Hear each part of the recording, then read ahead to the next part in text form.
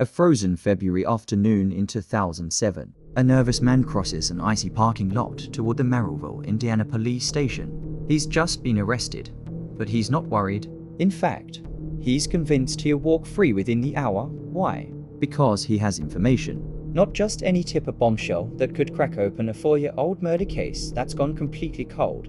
But before we get to that shocking revelation, we need to go back to where it all began. The successful businessman April 17, 2003 afternoon. John Parker Jr. sat at his desk, trying to steal a few precious minutes apiece. At 33 years old, he'd already achieved what most people only dream of. He was a self-made millionaire. His company, J&J Parker Industries, trained salespeople to sell high-end vacuums. Not glamorous, sure, but incredibly profitable. John had proven every doubter wrong, making his first million by age 30 through sheer determination and an unmatched work ethic. The phone rang. It was his wife, Judy. "Don't forget Christina's homework," she reminded him. Again, John bit back his frustration. Things were good between them right now, really good, and he wasn't about to ruin it over a reminder about homework, even if it was the second time she'd mentioned it. Their marriage had its scars. A year ago, Judy had an affair that devastated John, but they decided to fight for their relationship. They moved the business from Michigan to Merrillville, John's hometown, for a fresh start. So far, it was working. The business thrived. The tension eased. They were getting along again. "Sure thing," John said. "See you tonight for our date." As soon as he hung up, his office manager Barry Jones burst in with termination papers. "Sorry, need your signature," Barry said, dropping the files on John's desk. The papers were for Derek Hall, an employee John had fired the week before. Derek hadn't taken it well. He'd shown up at the office, accused John of shorting his final paycheck by $400, and when John tried to calm him down, Derek attacked him physically. The police had to separate them. John paid Derek what he wanted just to make the whole mess go away. Now, signing these papers, John hoped he'd never see Derek Hall again. 6:00 p.m. going home. John arrived home to find his 4 kids watching TV. His 17-year-old stepdaughter Christina and 15-year-old stepson Daniel barely acknowledged him. This hurt more than John wanted to admit. He'd raised these kids since they were small, considered himself their father. But lately, things had changed. Christina threw parties whenever he and Judy left the house. Daniel hung around with friends who seemed to always be in trouble with the law. When John tried to discipline them, Judy played good cop, undermining his authority. He didn't push it, just sat quietly until Judy came downstairs, ready for their date. 10:00 p.m. The office dinner had been lovely, but then Christina called, asking about that homework John was supposed to bring home. John's stomach dropped. Despite Judy's multiple reminders, he'd completely forgotten it at the office. So here they were, pulling into the dark, secluded office park where J&J Parker Industries was located. The building sat isolated, away from main roads and other businesses. Inside, Barry was still working. John felt only mildly guilty. Barry's job was to keep everything organized, and lately things had been busy. Finding a replacement for Derek, planning seminars, it all fell on Barry's shoulders. When Barry mentioned he might head home soon, John shut it down. "Sorry, you need to stay and finish," to soften the blow. John offered Barry his dinner leftovers. He'd eaten at a buffet with his brother David earlier and hadn't been hungry at dinner. Barry grumbled but accepted. John headed back to the car to grab the food. 10:00 p.m. The parking lot and reached into the back seat and grabbed the styrofoam container. Judy sat in the passenger seat, facing forward behind him. Footsteps on concrete before John could turn around. Bang! A deafening gunshot split the night air. Bang! A second shot. Judy ducked instinctively, then spun around just in time to see John collapse to the pavement. A masked figure in dark clothes crouched over him for a few seconds, then sprinted toward the main road. Judy leaped from the car, screaming John's name. He didn't move. Blood poured beneath his head, spreading across the concrete. She ran to the office door and screamed at Barry to call the police. The investigation begins. 10:30 p.m. Crime. Senior Detective Donald Toth had been with the Merrillville Police Department for 21 years. When dispatch first called about a shooting, they didn't mention there'd been a fatality, but there had been. John Parker Jr., age 33, identified by 2 witnesses at the scene, his wife Judy and office manager Barry Jones. The first thing Toth noticed, John's wallet was missing. His first thought, robbery, but then he examined the body. John wore expensive jewelry, gold and diamond rings, a bracelet, a Rolex watch, all still on his body. This isolated office park wasn't the kind of place a random mugger would hunt for victims. The longer Toth studied the scene, the clearer it became. This was an execution. John had no defensive wounds. The kill shot had been fired directly behind his instant death. His back had been turned to the shooter. A styrofoam container and car keys lay on the ground beside the body, positioned as if John had been holding them when he fell. If this had been a robbery gone wrong or a crime of passion, the scene would be messier. Instead, everything pointed to a calculated hit. Walk up, aim, fire, grab the wallet to stage a robbery. Leave. The killer hadn't been there long enough to leave much evidence. Just 2 shell casings, no footprints, no DNA, no surveillance cameras anywhere in the area. Toth had virtually no forensic evidence, but he did have 2 witnesses. 11:30 p.m. First interview. Judy Parker Toth sat across from Judy in an interrogation room. As the victim's spouse, she was automatically his best suspect.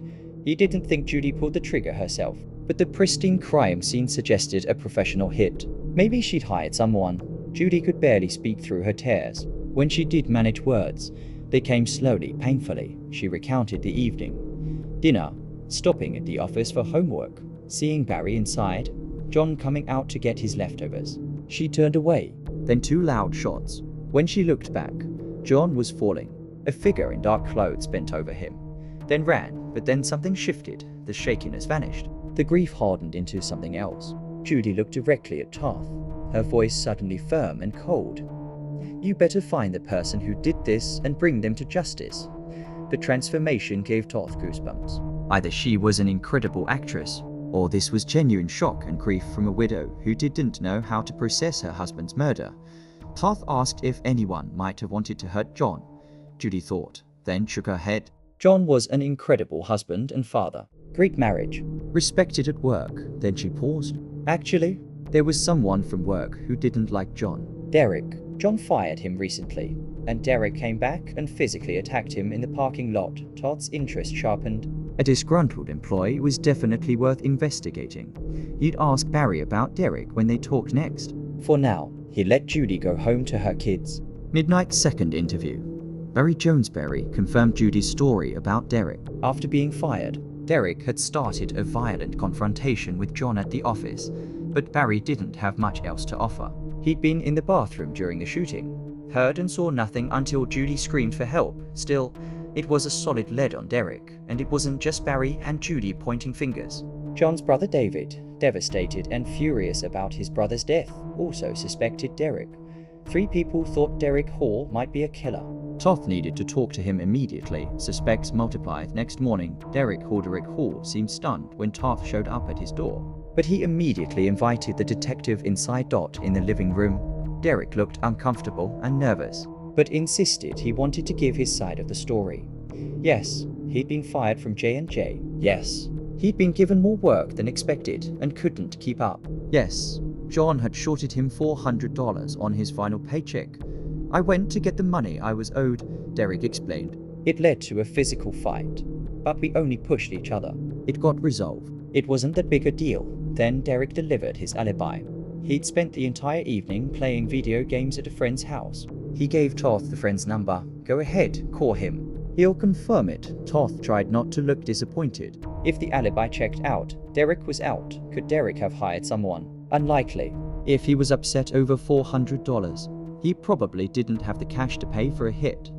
But the interview wasn't a total loss. It made Toth realize he needed to focus more on John's business life. According to John's brother David, John had gotten rich young and built his company fast. In Toth's experience, people like that often stepped on others to get to the top. The next day, the bondshooter had confirmed Derek's alibi.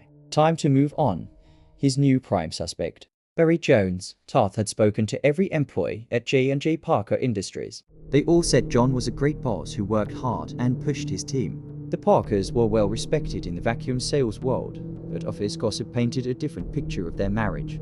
Everyone knew Judy was having an affair with Barry Jones. Multiple employees had even caught them having sex at the office. Neither Barry nor Judy had mentioned this in their first interviews, and there was more. Judy was the beneficiary of a $1 million life insurance policy. Plus, John's estate was worth around $2 million. Maybe Judy and Barry wanted John's money so they could run off together? When Toth confronted Barry about the affair, Barry didn't act cornered or guilty. He was charismatic, confident, total office gossip. Barry said, "Judy and I are just good friends. We work closely together. We're like family. In fact, I'm living with one of Judy's cousins from Texas." Toth didn't believe him, but he kept pressing, and Barry stuck to his story without evidence. It was just Barry and Judy's word against the employees. And even if they were having an affair, that wasn't proof of murder conspiracy. 4 days later, the first real break. Toth was rereading his interview notes for what felt like the millionth time. He still couldn't find a concrete way to link Judy and Barry to the murder. He'd learned the shell casings were from a .25 caliber gun, useful, but not helpful for narrowing suspects. He was considering going home to rest when an officer knocked on his door. Someone on line 3 had a tip. A good one. The caller was a police officer from a nearby town. They'd heard about John Parker's murder on the news and realized they had information. 6 months earlier, this officer had been called to a juvenile detention facility.